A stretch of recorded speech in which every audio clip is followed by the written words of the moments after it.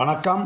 வாத்தியார் எம்ஜிஆர் என்ற நமது யூடியூப் சேனல் மூலமாக நான் உங்கள் வேல்முருகன். தாவேகா நிர்வாகிகளுடைய பாலியல் அத்துமீறல்கள் தொடர்வது தொடர்கதையாக இருக்கிறது.